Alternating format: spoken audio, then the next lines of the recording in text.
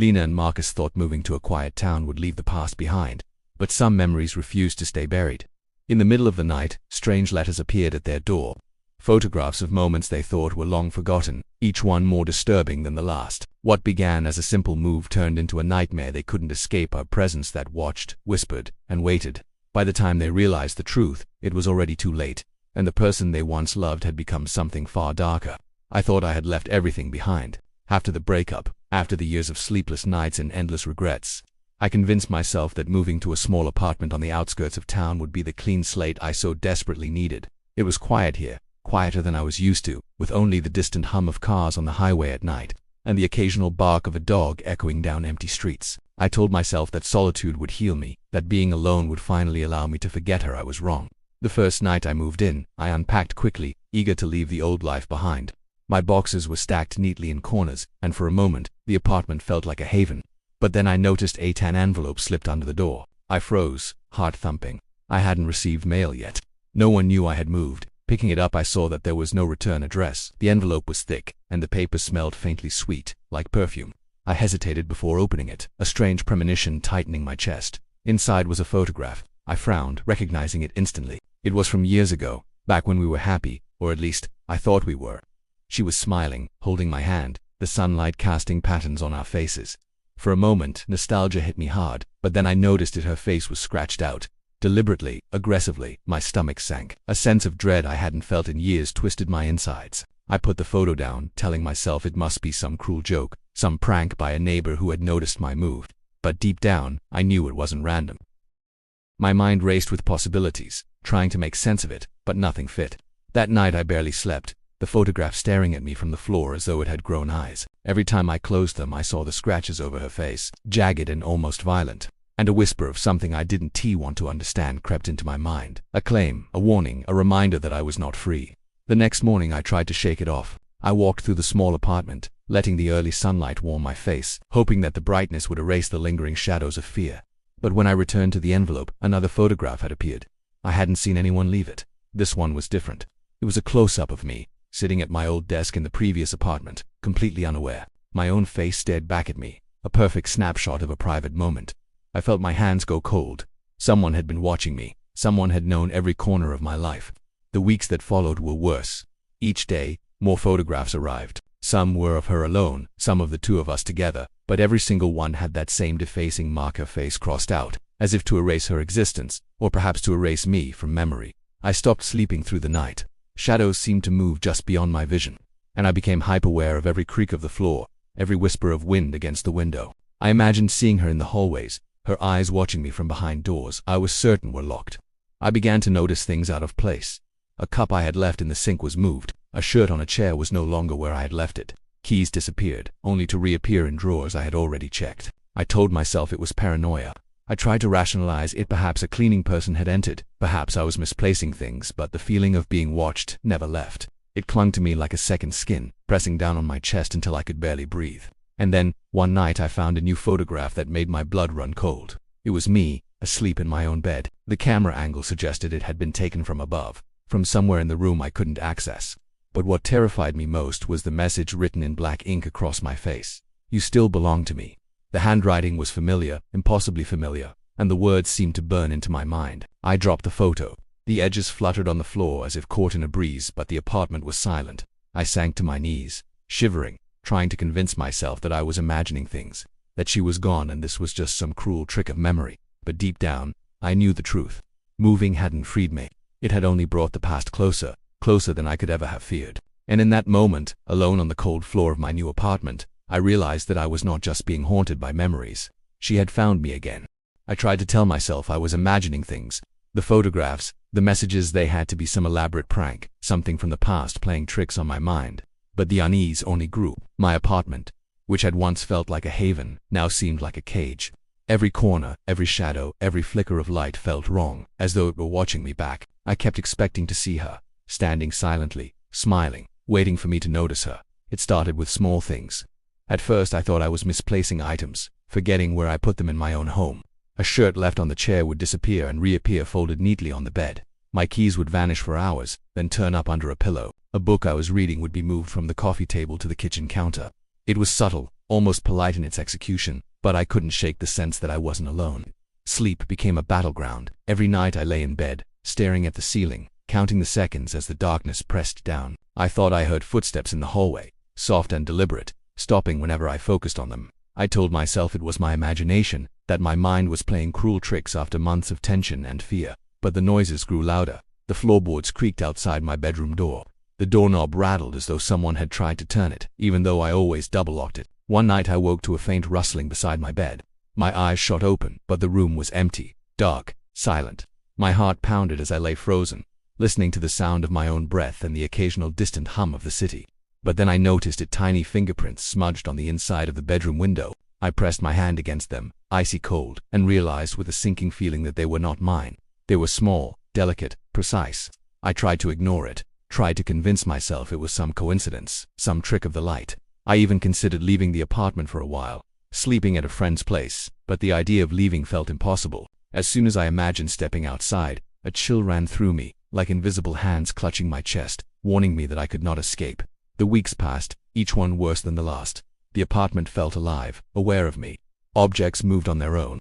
The lights flickered even when the power was steady. I began seeing glimpses of something from the corner of my eye, a shadow that darted just out of reach, a reflection in a mirror that wasn't mine. Every day, every night, the sense of being watched grew heavier. I started checking every room multiple times, inspecting locks, scanning windows. But no matter what I did, the feeling remained. Then the dreams started. At first, they were brief, almost forgettable, a door opening, a whisper of laughter, a glimpse of a face. But soon they became vivid, full of impossible details. I would wake up soaked in sweat, heart racing, certain that someone had been in my room. The dreams blurred with reality. I began seeing her in the waking world, always in the periphery, a fleeting shape just out of focus. I would turn, and she would vanish, leaving only the lingering scent of her perfume, sweet and nauseating, filling the air. One night, I woke to the sound of my own name, whispered softly, pulling me from sleep. My eyes darted around the room, straining to find the source. The voice was barely audible, almost a part of the wind, but I knew it. My chest tightened as the realization hit me I was not alone. I tried to reach for my phone on the nightstand, but it wasn't there. It had vanished, like everything else that had once belonged to me. I finally got out of bed and moved toward the door, hands trembling.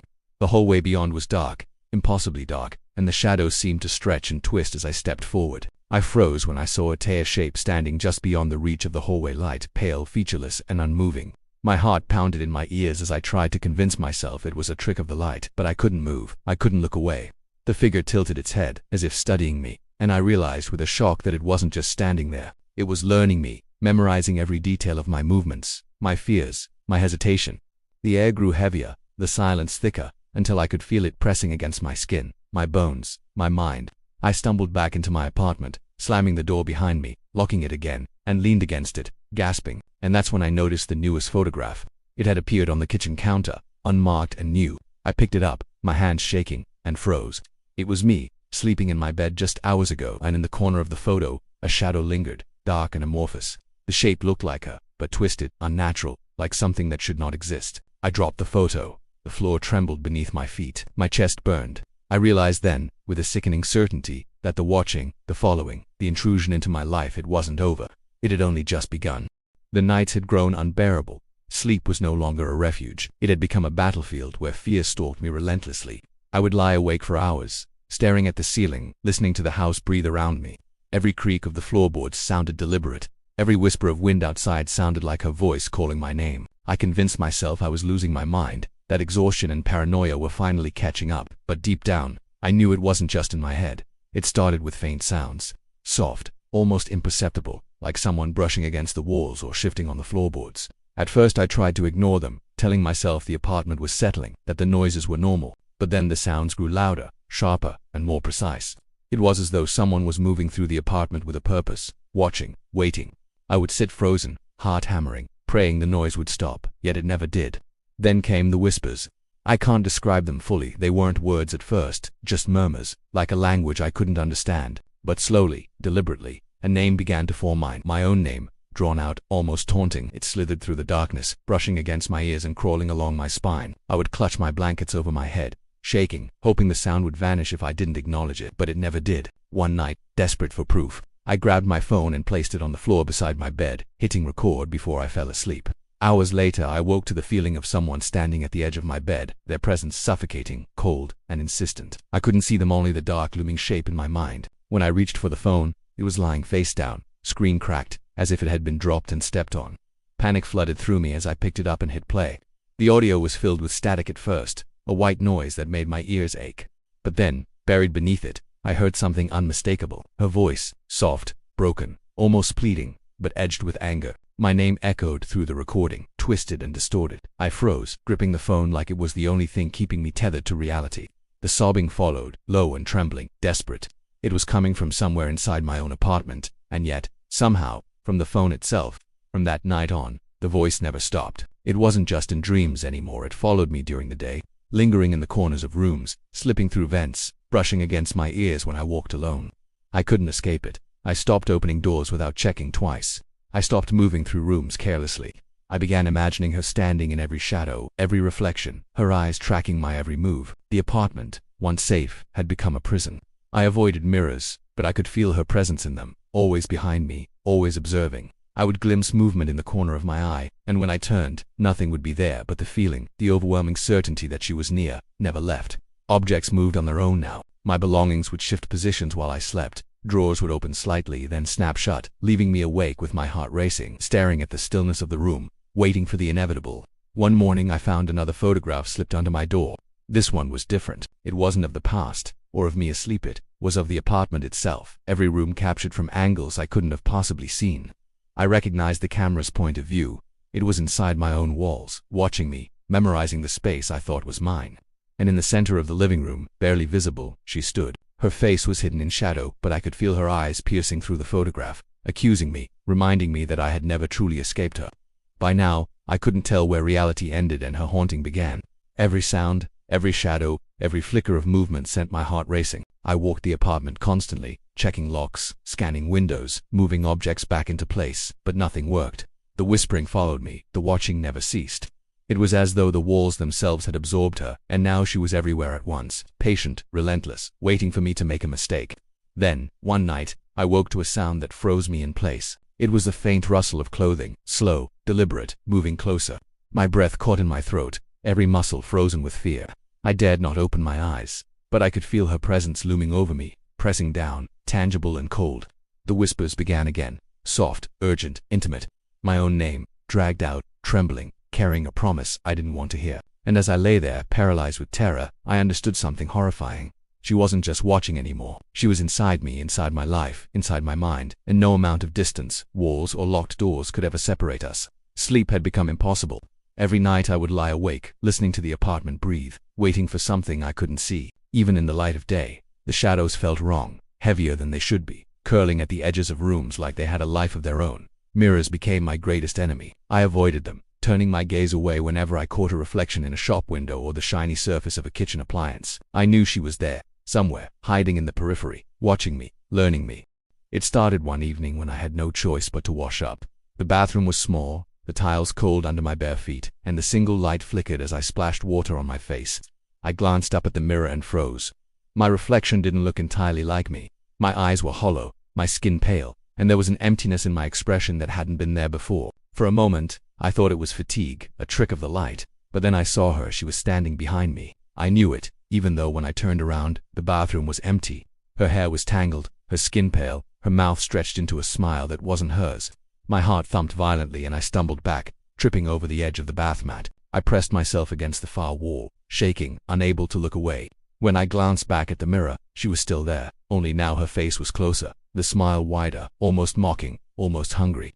I backed away from the mirror, pressing my hands against my face, willing it to disappear, willing it to disappear.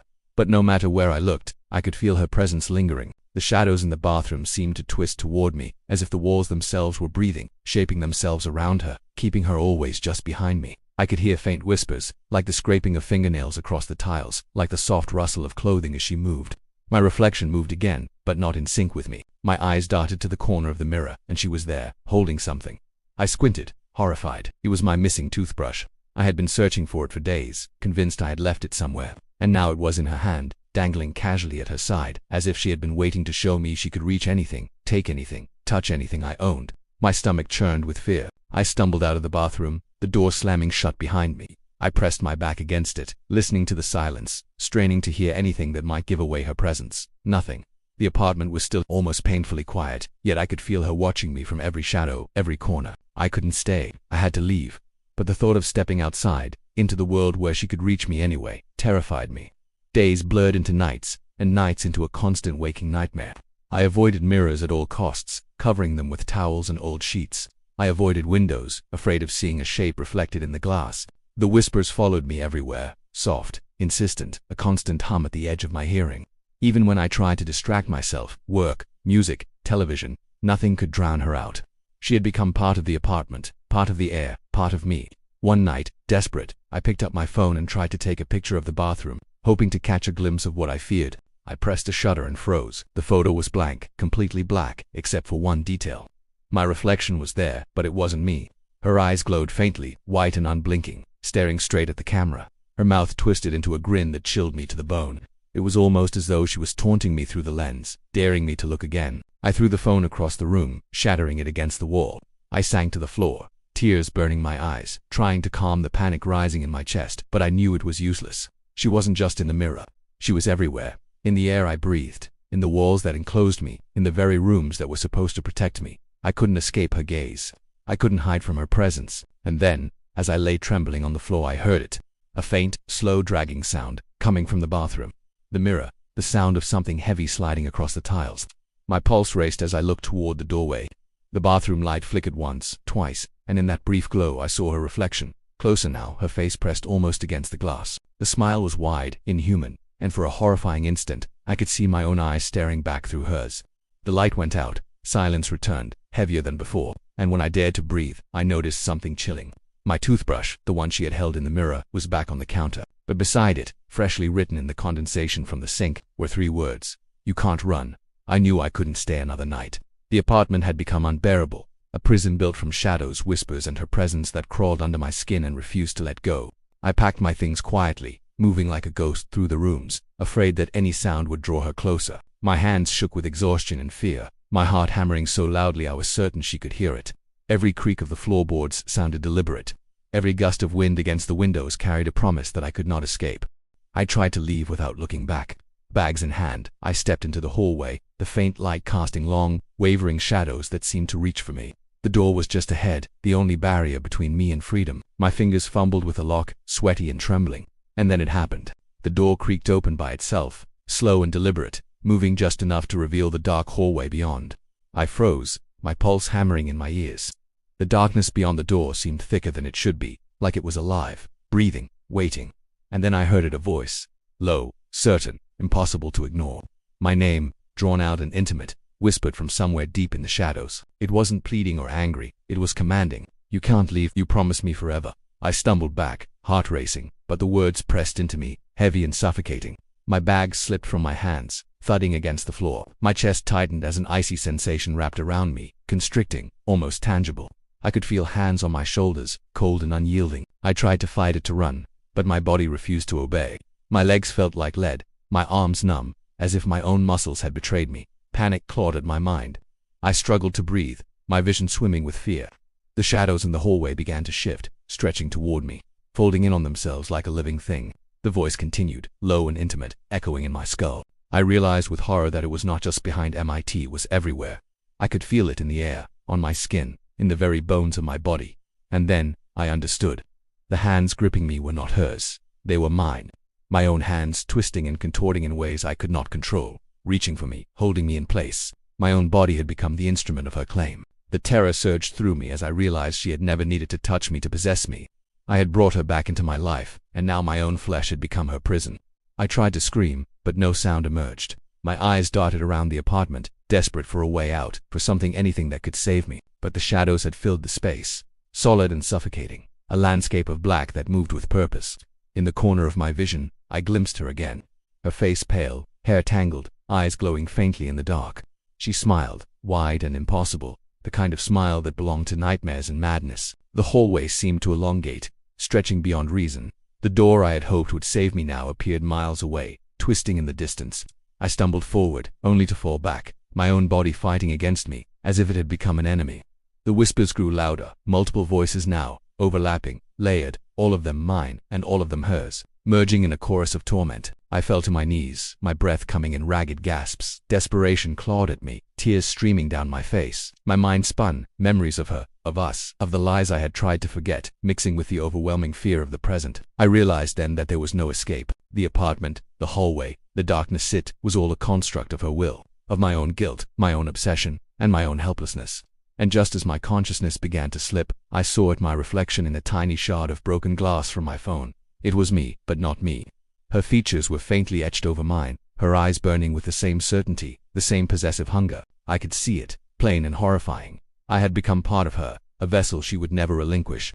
My own hands reached for me, her hands guiding them, and I felt the final, crushing truth. The apartment went silent. The shadows withdrew, but I knew they hadn't gone. They were waiting, patient, eternal. And in the stillness I understood the last horrifying detail. Even if I ran, even if I left this place, she would follow, because she had never really left, and I, unknowingly, had never truly escaped. The bags I had packed remained on the floor. The door stood slightly ajar, and in the faintest whisper of air, the words lingered. "You belong to me now."